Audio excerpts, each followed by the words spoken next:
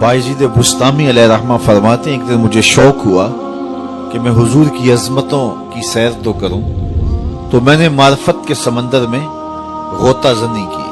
बायजीद बुस्तामी किसी मामूली शख्स का नाम नहीं है। हजरत दाता गंज बख्श अली हजवेरी अलैहिर्रहमा कश्फुल माजूब में लिखते हैं कि तसव्वुफ के 10 बड़े इमामों में से एक इमाम का नाम बायजीद बुस्तामी। औलिया के सरखैल, औलिया के इमाम और मुक्तदा, सबसे पहले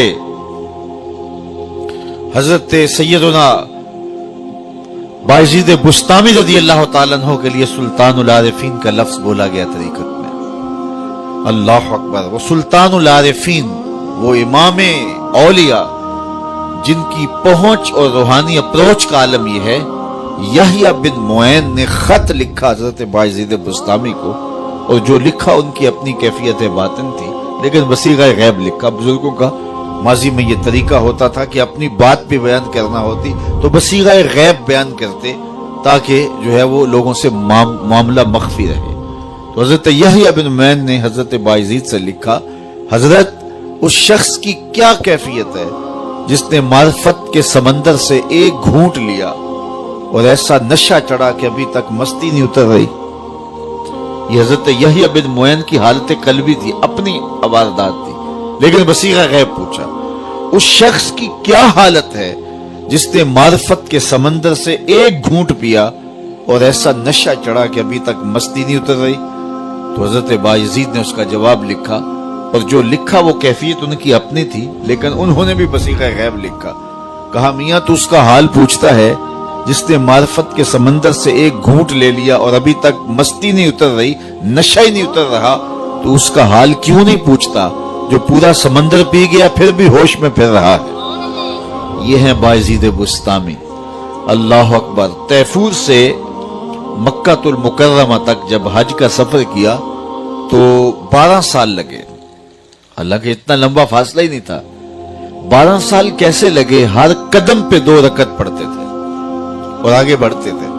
12 साल में तैफूर से मक्कातुल मुकर्रमा जब पहुंचते हैं और काबातुल्लाह पे पहली नजर पड़ती है तो हजरत बायजीद बुस्तामी निगाहें नीची कर लेते हैं। तो किसी ने कहा, हजरत इतने शौके फरावा के साथ आए हैं और काबातुल्लाह सामने है, अब आपने निगाहें झुका ली? तो हजरत बायजीद फरमाने लगे कि इतनी दूर से पत्थर देखने के लिए तो नहीं आया था, ये पत्थर बुस्ताम में थोड़े थे। तो फिर दूसरी नजर उठाई तो काबा भी देखा, काबे वाला भी देखा, लेकिन बायजीद बुस्तामी फिर भी मुतमईन नहीं हुए, फिर नजरें झुका ली। पूछा, हजरत अब क्या मसला है? कहा, जब वो नजर आता है तो साथ में पत्थर नजर क्यों आते हैं? तो जब तीसरी मर्तबा नजर उठाई तो जिधर देखा उसी के जलवे नजर आए। ये है बायजीद बुस्तामी, ये है उनकी पहुंच, ये है उनकी अप्रोच, ये है उनकी रूहानी इस्तेदाद।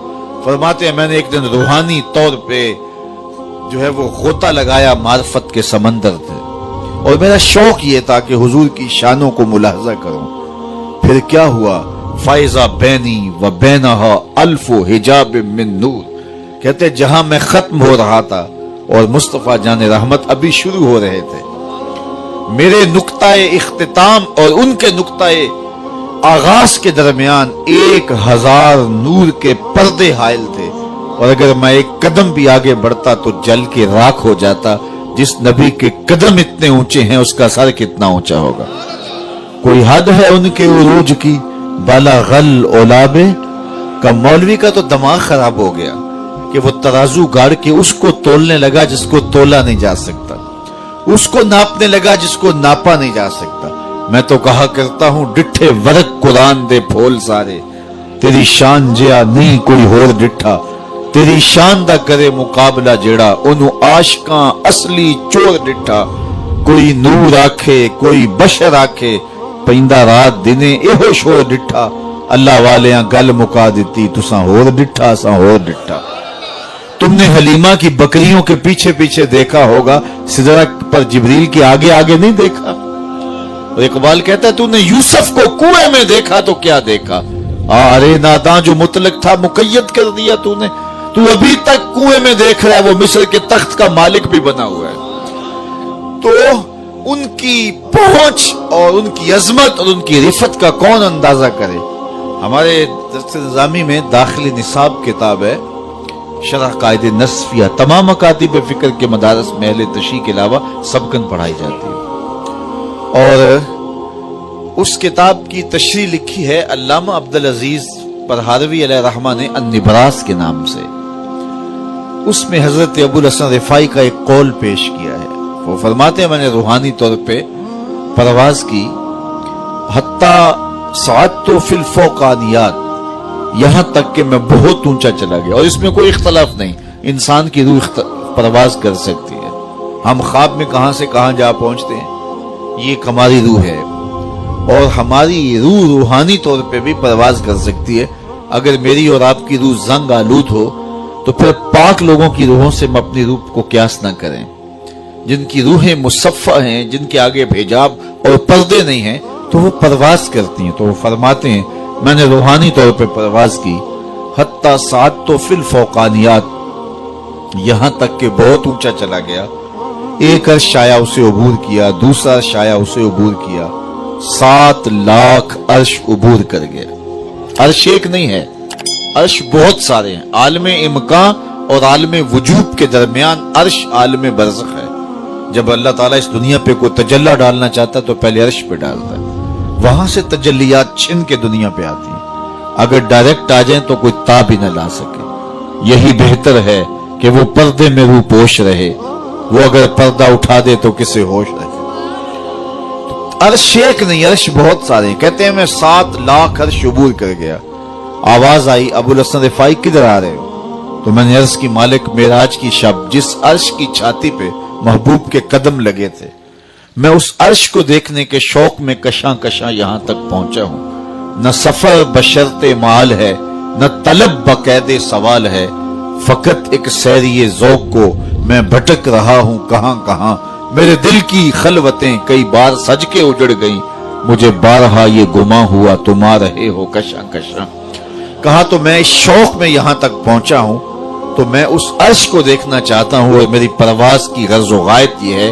تو آواز آئی ارجع لا وصول لکا، ابو الحسن پلٹ جاؤ، تم کروڑوں سال بھی پرواز کرو، جس عرش کی چھاتی پہ محبوب کے قدم لگے تھے وہاں تمہارا خیال بھی نہیں پہنچ سکتا. جس نبی کے قدم اتنے اونچے ہیں اس نبی کا سر کتنا اونچا ہوگا.